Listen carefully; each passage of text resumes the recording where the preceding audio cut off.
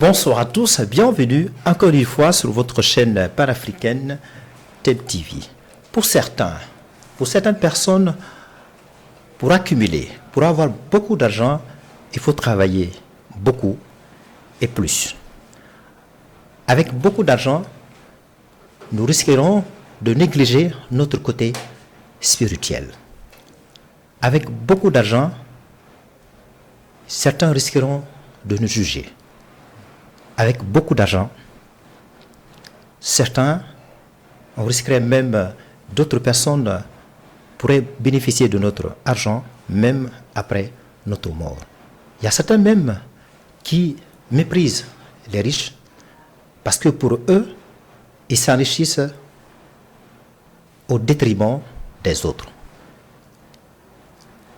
Justement, pour briser cette émotion, cette croyance limitative, nous avons donc décidé de recevoir un invité très important, Sékou Oumar Diallo. Il est connu sous le nom de Dri Compagnie. Il est entrepreneur dans le domaine de l'immobilier. Il est entrepreneur dans le e-commerce, en d'autres termes, dans la vente en ligne.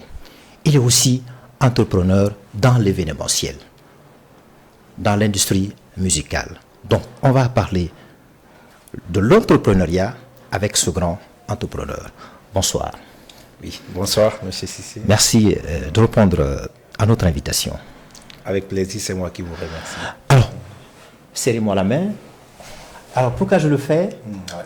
Parce que lors du dernier concert auquel Striker avait participé, il y a un monde fou. J'aurais souhaité serrer la main. Donc, si je serre la main aujourd'hui, votre main, c'est comme si j'aurais serré la main de mon artiste préféré, Striker. Merci. Merci. Et merci pour ces éloges. Merci pour tout. Et Striker aussi aura ses salutations par rapport à ça. D'accord. Merci. Je salue tous les téléspectateurs de TEM TV. Je salue l'équipe technique qui est derrière TEM TV. D'accord. Et merci aussi pour l'invitation ici. Tout le plaisir. Merci. Alors, cela dit, vous êtes un entrepreneur de multidimensions. Oui. Vous prospérez dans l'immobilier, je le disais tout de suite, dans le e-commerce, dans l'industrie musicale également. Oui. Alors, vous, étant entrepreneur, pour qui vous investissez tant dans l'écosystème entrepreneurial? Merci pour cette question. D'abord, je vais commencer de parler un peu de ce qui est de l'entrepreneuriat. L'entrepreneuriat, déjà, c'est un moteur très essentiel pour le développement économique d'un pays. Oui. Et quelle que soit aussi l'activité que tu entreprends, elle est très importante. Okay. D'accord? Donc, je me suis mis dans ce milieu d'entrepreneuriat. Ça a commencé depuis un moment. Ça fait quelques années déjà. Et c'est un monde qui est très risqué, très difficile à percevoir. Donc là, à ce moment, si je peux comprendre bien la question, vous demandez qu'est-ce qui m'a poussé à vouloir intégrer tout à fait l'entrepreneuriat. Donc c'est un secteur qui n'est pas venu aujourd'hui, c'est depuis des années. Et ce qu'on appelle de l'entrepreneuriat, c'est quelque chose, c'est une ambition pour moi. C'est quelque chose que je rêve de faire depuis très longtemps parce que si on parle d'entrepreneuriat, c'est de trouver déjà une problématique autour de l'environnement et d'essayer de trouver une solution. Et plus aller un peu plus loin, de trouver de l'emploi pour des jeunes, après avec cette créativité. Créer des biens et services pour la société, c'est cela? Oui, effectivement. Oui. Donc, vous êtes un entrepreneur, vous avez décidé d'aller dans ce domaine-là pour être utile pour votre société. Effectivement, oui. Alors, toujours dans ce domaine, parce que vous avez plusieurs casquettes. Vous êtes aussi un promoteur, vous accompagnez un artiste, je dirais même une vedette, Striker. Alors, pourquoi avoir porté votre choix sur une telle star? Striker, ça ne date pas d'aujourd'hui. Striker, ça date depuis de très, très longtemps aussi. Toute chose, c'est la confiance, le respect et la considération. Tout à fait. Donc, Striker a eu à donner ça d'abord. Et quand tu as ça pour quelqu'un ou quelqu'un a ça pour toi, il t'a déjà acheté humainement. Donc, déjà, connaissant la valeur de Striker depuis très longtemps, avec tout ce qu'il fait depuis l'année 2018 jusqu'à aujourd'hui, c'est la base de la confiance à pouvoir vraiment aujourd'hui être striker sur Dakar et striker partout dans le monde. Et Striker, c'est quoi sa particularité par rapport aux autres artistes?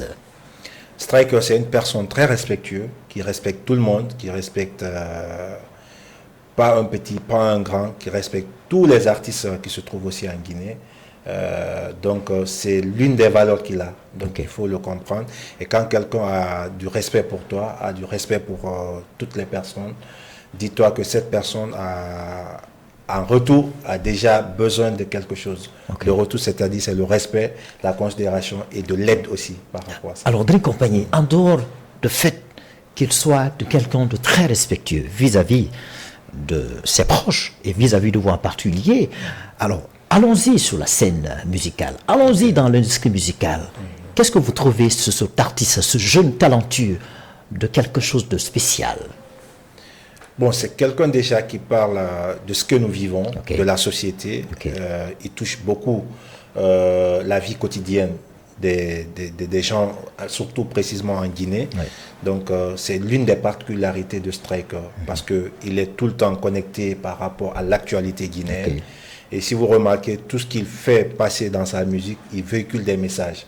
Donc, et ces messages-là permettent vraiment de trouver un impact positif au sein du gouvernement, au sein de tout ce qui est des organisations. Surtout un de ces morceaux, philosophie. Ouais. Et surtout ce qu'on appelle du philosophie. Et avant, pour aller même un peu plus avant au niveau de la philosophie, avant il faisait le rap en français. Mais il a vu que pour toucher plus d'impact sur ce qu'il fait, il fallait revenir un peu sur la philosophie, parler, chanter un peu et mixer un peu en soussou et en français pour que ces messages puissent aller très loin. Et depuis qu'il a commencé, je pense, vous l'avez vu, vous l'avez remarqué et c'est parti encore plus. Et justement, pour être audible, il a vraiment la plume, il a vraiment la main. On a l'impression qu'on est en face d'un écrivain. Oui. Effectivement, c'est ça. Il a fait ses études en littérature. Donc, je pense que c'est l'une des qualités. Et c'est l'un des meilleurs aussi de sa génération dans la classe. Et depuis le primaire, le collège, le lycée jusqu'à l'université, c'est pas pour ne rien, on lui a dit striker, c'est-à-dire le premier. Et il a toujours été premier même de sa classe. Donc, c'est une personne déjà qui a l'intelligence, qui a les choses, les visions déjà de l'avance. C'est pourquoi il est vraiment à ce niveau.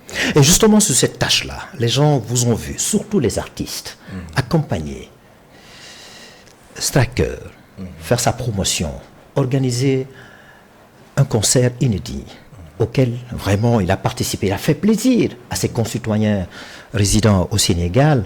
C'est dans ce cadre-là. Les artistes, pas les moindres, guinéens, qui évoluant dans le secteur industriel au Sénégal, vous ont contacté. Ils ont porté leur choix sur vous. Selon vous, String et Drink Company, pourquoi ces gens, ces artistes particuliers ont porté leur choix sur vous? Bon, disons parce que, en fait, vous savez, tout ce que vous faisiez, à part même de la musique, il faut juste être juste et sincère avec les gens.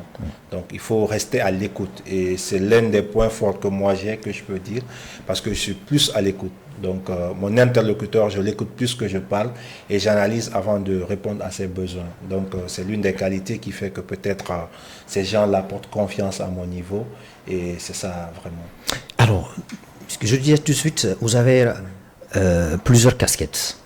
Et vous êtes dans le e-commerce, vous êtes dans l'événementiel, vous êtes dans l'immobilier. Alors, à ce titre, vous avez certainement des rêves les plus fous. Quels sont-ils? C'est très vaste et je peux dire que... Je me permets de rentrer dans les secrets de Dieu, là. Bon, ça va. Bon, je vais essayer de vous mettre un peu à l'aise par rapport à ça. Et ceux qui nous écoutent aussi. Donc, l'immobilier m'anime très bien. L'immobilier m'anime depuis très petit, tout petit. J'ai aimé tout ce qu'on appelle entreprendre dans l'immobilier et l'investissement de l'immobilier. Et Inch'Allah, le projet qui fixe par rapport à ça, c'est d'être demain un promoteur de l'immobilier. Inch'Allah. Alors, ça c'est intéressant. Alors, on va continuer à vous poser ces questions-là.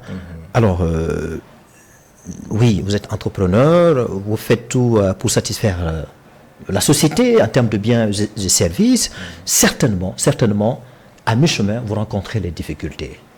Que sont-elles? Oui, on rencontre plein de difficultés. Donc c'est dans tous les secteurs, dans tous les secteurs. Et je vous dis que c'est pas quelque chose de très facile, surtout quand vous apprenez. Moi, je suis dans l'entrepreneuriat, mais pour l'instant, je suis plus dans l'auto-entrepreneuriat. Okay. Donc, je m'autofinance dans tout ce que j'entreprends. Donc, c'est l'une des difficultés réellement que je rencontre par rapport au financement. Et pour le faire, c'est un grand sacrifice en fait. Donc, disons, c'est du côté financement qui cause un peu problème, mais par la grâce de Dieu, tout ce que j'envisage, j'entreprends, j'arrive à le réaliser pour l'instant.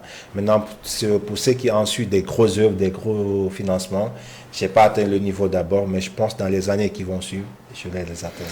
Alors, en dehors des difficultés financières auxquelles vous êtes parfois confrontés, est-ce qu'il y a d'autres difficultés particulières auxquelles, en tant qu'entrepreneur, vous vous êtes heurté? Bon, je pense que c'est la seule difficulté qui pourra vraiment déclencher d'autres choses. Okay. Ce qui ensuite, c'est par rapport à la gestion clientèle. Ça, c'est des trucs déjà qui sont déjà mis en place. Et quand vous avez le financement, vous avez tout ce qui est de la logistique, vous avez tout ce qui est du ressources humaines. Donc, je pense que ce qui va en suivre là-bas, c'est de satisfaire réellement le besoin des employés déjà qui se trouvent au sein de Dream Company. Alors, peut-être pour terminer... Alors, il y a certainement des jeunes, que ce soit les Ivoiriens, les Sénégalais, bref, les Africains, qui souhaiteraient se lancer dans l'écosystème entrepreneurial, qui souhaiteraient faire peut-être comme vous. Oui. Alors, justement pour ces jeunes-là, en les regardant dans leurs yeux, à travers notre caméra, quel est le message, les petites subtilités, ou bien les petites, en tout cas, la bonne approche que vous pouvez leur dire pour avoir le courage de se lancer dans ce monde-là? Je vais le dire d'abord, c'est un monde très risqué. Ouais. Déjà, entreprendre, c'est de risquer toute ta vie parce que tu peux échouer, tu peux aussi gagner. Donc, ce que je peux les conseiller, c'est d'essayer de s'asseoir, réfléchir sur un projet qui savent qu'il y a une problématique déjà à ce niveau, c'est-à-dire autour de son environnement, le besoin qu'il y a à côté de son environnement et essayer de trouver une solution à ce niveau. Et c'est là déjà est né déjà un projet. Donc après cette réflexion, c'est de se lancer directement et ne pas attendre trop. Dès qu'il y a une problématique, il y a une difficulté qui est là, au niveau de ton entourage, essaie de te lancer parce qu'on commence petit pour grandir.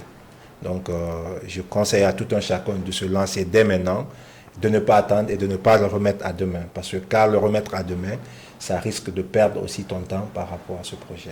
Alors, Dream Company, dans le monde de l'entrepreneuriat, peut-on s'enrichir? Oui, on peut s'enrichir, on peut ne pas aussi s'enrichir. Comme je vous l'ai dit, déjà, quand tu te mets en qualité d'entrepreneur, dis-toi que tu es déjà dans un risque. Parce que un risque très élevé, parce que tu peux entreprendre sur quelque chose, perdre et ne pas perdre. Donc on peut l'être, quand on réussit, on le réussit totalement. Et quand on ne le réussit pas, on peut ne pas aussi perdre totalement, on peut être au juste milieu. Donc, alors, quelle réponse donnez-vous à celles et ceux qui disent que, certes vous n'êtes pas encore riche, mais vous tendez, vous tendez vers ça, et qui disent que les riches s'enrichissent au détriment des autres? Oui, c'est vrai quand vous partez un peu plus au profond, parce que imaginez quand vous avez un type de projet que vous avez tout de suite. Je peux donner un peu dans le domaine de l'immobilier, tout ce qui est de la promotion de l'immobilier. Nous allons partir sur une base que je vais essayer de détailler un peu. Supposons que moi, en tant qu'entrepreneur, j'ai un projet de construction d'un immeuble de 12 étages. Et cette construction, j'ai déjà le terrain qui est sur place. Et que j'ai déjà un début juste de financement. Et ce début de financement me permet juste de démarrer le projet du rez-de-chaussée, c'est-à-dire la fondation, et aller au rez-de-chaussée. Et ce projet que je vais mettre en place, je pars le vendre au niveau des clients. Et moi, mon financement se limite au niveau du rez-de-chaussée. Et je pars rencontrer ces clients. Et ces clients-là, je vends le projet, c'est-à-dire avec un paiement par tranche. Et souvent, souvent, quand tu présentes ce type de projet aussi, ça peut aller. Ok. Donc, vous présentez ce projet-là au client et le client est d'accord sur ce projet. Vous lui demandez 10 à 20% par exemple. Donc, vous avez déjà initié le projet et le client, vous le vendez les appartements jusqu'aux 12 étages. Même si vous avez 8 étages déjà vendus, vous pouvez au fil du temps commencer le projet, construire avec l'argent du client.